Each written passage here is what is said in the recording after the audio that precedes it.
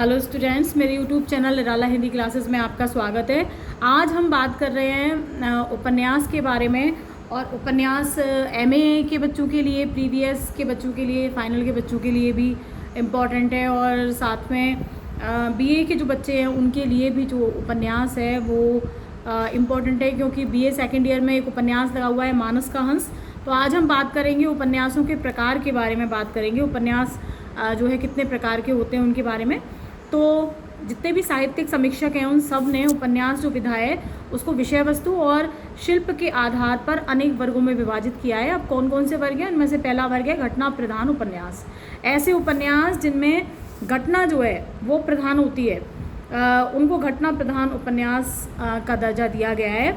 भारतेंदु काल में सर्वप्रथम जो उपन्यास लिखे गए वो इसी श्रेणी के उपन्यास थे।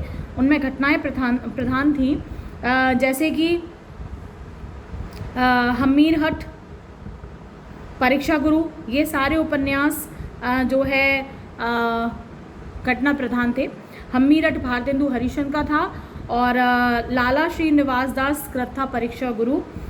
उसके अलावा इन उपन्यासों में कौतूहल जो है वो भी उत्पन्न करने की क्षमता मौजूद थी, जिसके कारण हिंदी जो उपन्यास है उनको पढ़ने वाले जो पाठक थे उनमें निरंतर अभिवृद्धि होती रही।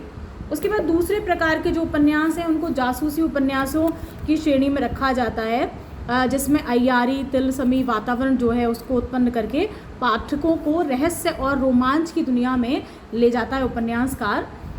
ऐसे उपन्यासकार जो है उनमें बाबू देवकीनंदन खत्री कृत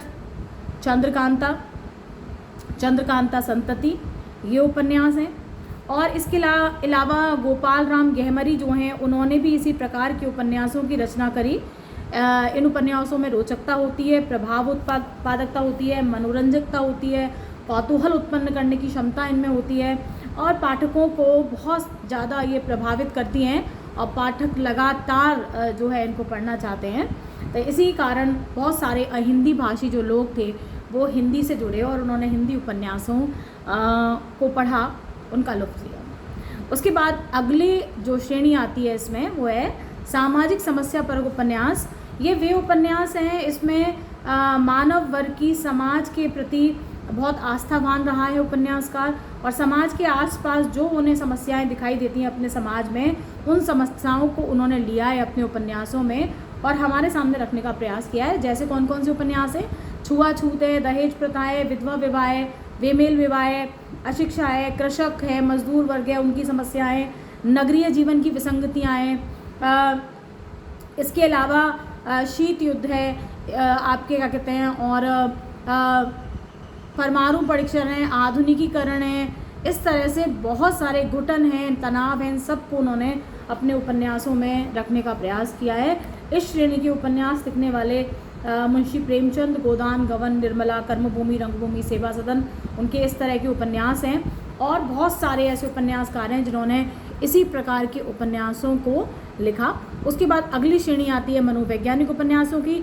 इस वर्ग में वे उपन्यास आते हैं जो मानव के मन के सूक्ष्म भावों का अभिव्यक्तिकरण करते हैं।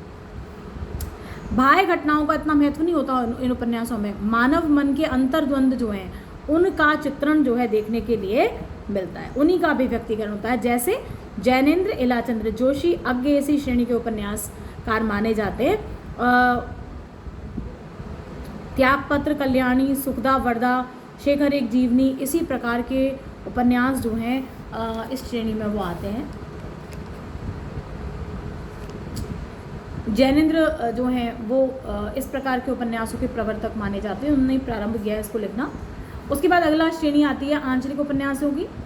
इस वर्ग में वे उपन्यास आते हैं जो किसी क्षेत्र विशेष की संस्कृति का चित्रण करने वाले होते हैं। उसी क्षेत्र के रीति रिवाज, उनके तीज त्योहार, बोलचाल, भाषा, वेशभूषा, रहन सहन, परंपराएं, खान पान, मान्यताएं, सामाजिक संबंध, इन सब का चित्रण वो करते हैं। इसके प्रवर्तक जो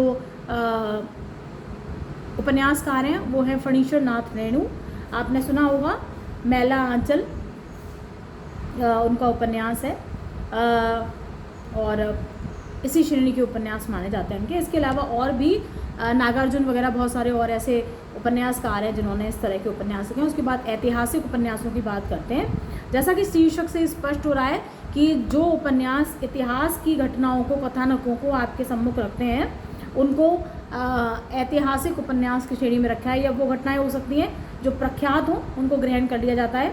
इसके अलावा इसमें अगर आप देखें तो वृंदावन लाल वर्मा सबसे महत्वपूर्ण उपन्यासकार माने जाते हैं। चतुर्सेन शास्त्री, झांसी की रानी, मृगनयनी, गढ़कुंडार, इस तरह के उपन्यास हैं।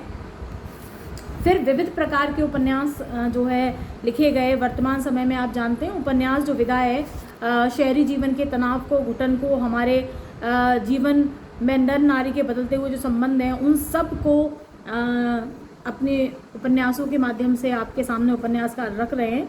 युद्ध है, शीत युद्ध है, तनाव शैथिल्य है, परमाणु परीक्षण है, विज्ञान है और समाज की विषमताएं हैं, उन सब को अपने सामने रखा जा रहा है। राजनीतिक जो स्थितियां हैं, खोखलापन है, उसको दर्शाया जा रहा है। यशपाल कृत दादा कामरेड, मनुष्य के रूप, पानु खोलिया कृत 70 के पार के शिखर, इसके अलावा मणि मधुकर कृत सफ़ेद मेमने इसी श्रेणी के उपन्यास माने जाते हैं। इस तरह से जो उपन्यास विधा है वो निरंतर चली आ रही है और 21वीं शताब्दी के अंत तक 160 वर्षों की कालावधि में नए नए क्षितिजों को छूती हुई आगे बढ़ रही है। और निश्चित रूप से दिनों दिन, शनै शनै वो जो विकास का मार्ग है उस पर और ऊपर जो है बढ़ती हुई चली जा रही है। इसके अलावा कुछ और जो विधाएं हैं उनका भी विकास हो रहा है बहुत तीव्रता से।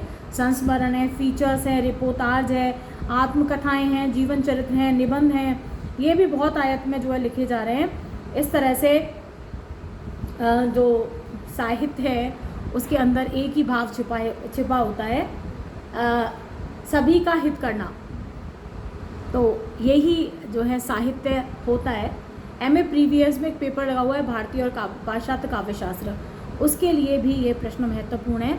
उसमें कई बार औपन्यासिक तत्वों या उपन्यासों की परिभाषा कितने प्रकार की होती हैं, या उपन्यासों की परिभाषा देते हुए उनके तत्वों का विवेचन कीजिए, इस तरह के ये जो प्रश्न आ जाते हैं, क्योंकि विधाएं लगी हुई हैं उसमें, गद्य की सभी विधाएं लगी हुई हैं, तो इस दृष्टि से भी ये प्रश्न महत्वपूर्ण है। और आगे की वीडियो में हम और विषयों पर चर्चा करेंगे। तब तक के लिए धन्यवाद। आशा है आप इन विपरीत परिस्थितियों में भी थोड़ी पढ़ाई कर रहे होंगे और अपना ख्याल भी रख रहे होंगे। और जिन लोगों ने मेरे चैनल को सब्सक्राइब किया है उनका हृदय तल से आभार, धन्यवाद। और जिन्होंने नहीं किया है प्लीज़ वो भी आप सब्सक्राइब करें और शेयर ज़रूर करें, लाइक करें, अपने कमेंट दें, उन्हीं से ऊर्जा मिलती रहती है। धन्यवाद।